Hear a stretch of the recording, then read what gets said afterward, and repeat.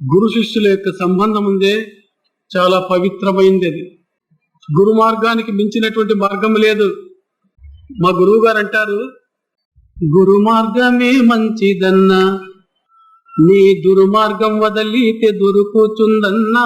గురు మార్గమే మంచిదన్నా, గురు మార్గమే మంచిదన్నా, నీ దుర్మార్గం వదలితే దొరుకుతుందన్నా. గురు మార్గమే మంచిదన్నా, ఏ మార్గం దీనికి సాటిరదన్నా. కోటి తపసులకైన మేటైనదన్నా, బూటక మణి మంత్రం కొట్టబడునన్నా. వర్గంబులారింక నరుకవలెనన్నా, దుర్గుణం దొలిగేటి దారియుందన్నా.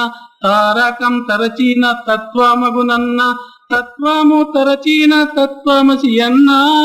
చిత్తము నిలిపి నీవు సత్తు కనుగొన్నా. దుర్మార్గమే మంచిదన్నా, నీ దుర్మార్గం వదలితే దొరుకుతుందన్నా. గురు మార్గమే మంచిదన్నా, ఏ మార్గం దీనికి సాటిరదన్నా.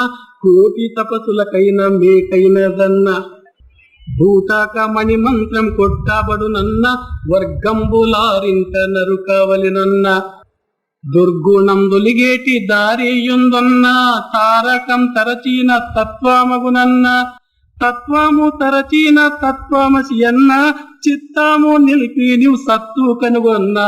గురు మార్గమే మంచిదన్నా, చాలా చాలా గురు మార్గమే మంచిదన్నా. గురువు శిష్యుల సంబంధం ఈ కాలంలో చాలా పలుచబడింది. సామాన్యంగా గురువును లౌకిక విషయాలకే వాడుకుంటారు.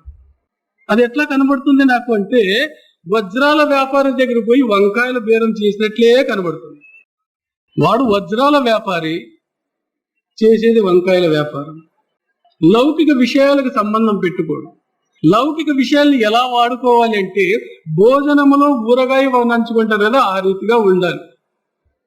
అయితే మన శిష్య భక్తాదులను చూస్తున్నాను నేను, వాళ్ళు లౌకిక విషయంలో భోజనం మాదిరిగా వాడుకుంటున్నారు, ఆధ్యాత్మికం ఊరగాయ మాదిరిగా నంచుకుంటున్నారు. ఒకసారి వివేకానందుడు చాలా కష్టాలు పడుతున్నాడు, ఇంటిలో చాలా తాపత్రయాలు, జరగడం చాలా కష్టము.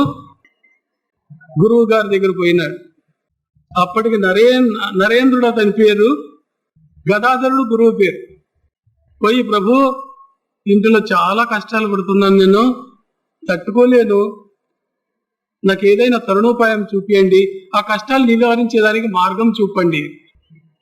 కరిగిపోతాడు రామకృష్ణ పరమహంస. ఒరే నరేన్, అమ్మ చాలా కరుణగలిది, దయగలిది, ప్రేమ స్వరూపిణి, ఆమెకు పోయాడు అయ్యా, నాకేం తెలుస్తుంది అవన్నీ? నేను వేడుకునేది అమ్మనే, కమ్మగా నీ కష్టాలు నెరవేరుస్తుంది, పోయి అడుగుపో అంటాడు. స్నానం చేసి భక్తి ప్రపత్తులతో పోయి కాళికాదేవికి పూజలు చేసి ప్రార్థన చేసి మొరపెట్టుకుంటాడు. అమ్మ కనబడుతుంది. నాయన, ఏం కావాలి నీకు? నీ కోరిక ఏమి అని అడిగితే, ఆమెను చూసిన తక్షణం అంతా మరిసిపోతాడు. తల్లి, నాకు ఆధ్యాత్మిక సంపదనివ్వు అని. తథాస్తు, పో అంటాడు. వెనుదిరిగి వస్తాడు. ఆత్రంగా ఎదురు చూస్తున్నాడు గురువు. నరేన్ కోరిక నెరవిందే? అడిగిందేవా?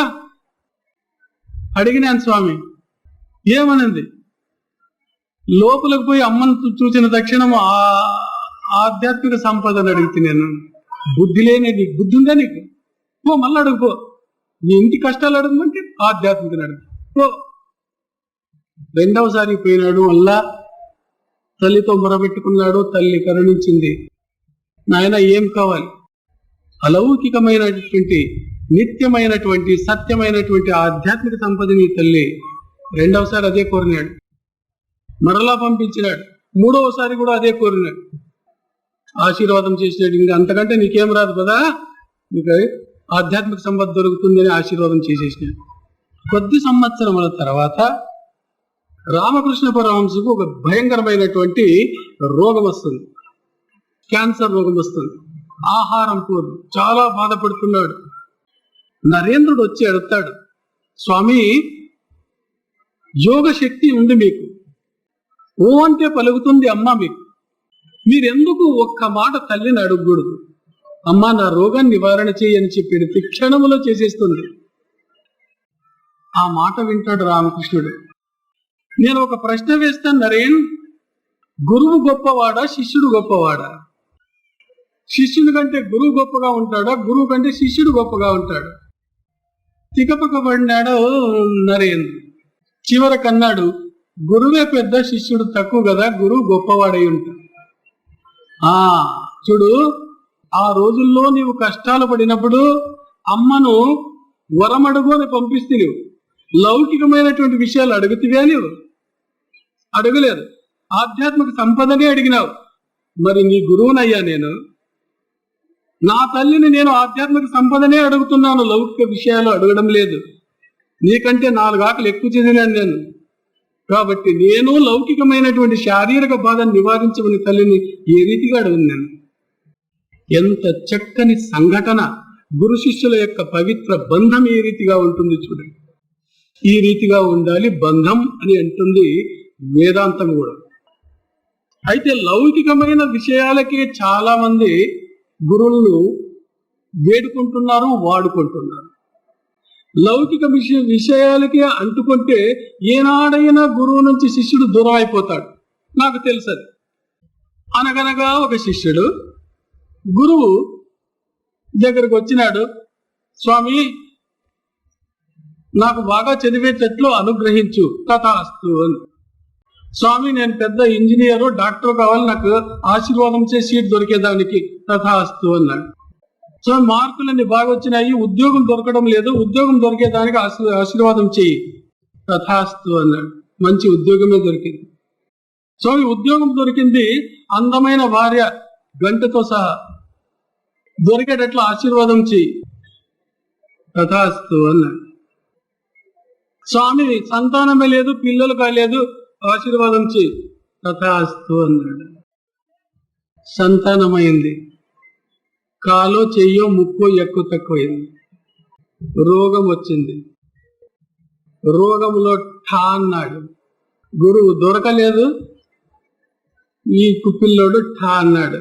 వెంటనే మన మనసు మారిపోతుంది. ఏం చేసినాడు గురువు? ఏం చేసినాడు? ఏం చూసినాడు? ఎందుకు మొక్కల? ఇన్నిసార్లు మొక్కినాడు, ఇప్పుడు గురువునే తొక్కుతున్నాడు. మొక్కేది వీడే, తొక్కేది వీడే. ఇటువంటి మనస్తత్వాలు ఎక్కువైపోతాయి. ఎందుకంటే కర్మతో కూడినటువంటి కష్టం కానీ, సుఖం కానీ, బాధ కానీ, దుఃఖం కానీ ప్రారాబ్ధ కర్మాము తప్పాదన్నాడు గురుడు. మహాయోగులే అనుభవించినారు దాన్ని. సుఖ దుఃఖములు 2 కావడి కుండలు అని అన్నాడు మా గురువు. Pleasure and pain like light and darkness succeed each other. సంతోషం కానీ దుఃఖం కానీ వస్తుంటాయి, పోతుంటాయి. అనుభవించవలసిందే. ఆ గురుదేవుని మీద, ఆ పరమాత్ముని మీద విశ్వాసం పెంచుకొని నీ పనులు చేస్తూ ఉండు. నాకు కష్టాలే రాకూడదు అంటే సాధ్యమవుతుందా? జీవితంలో కొంతమంది సమాజంలోని వ్యక్తులు కష్టములే వద్దంట. చూడండి, ఒక మూసంబి పండు చూడండి. మూసంబి పండుగ పైన తోలు ఉంటుంది, చేదుగా ఉంటుంది, లోపల తీయటి రసం ఉంటుంది.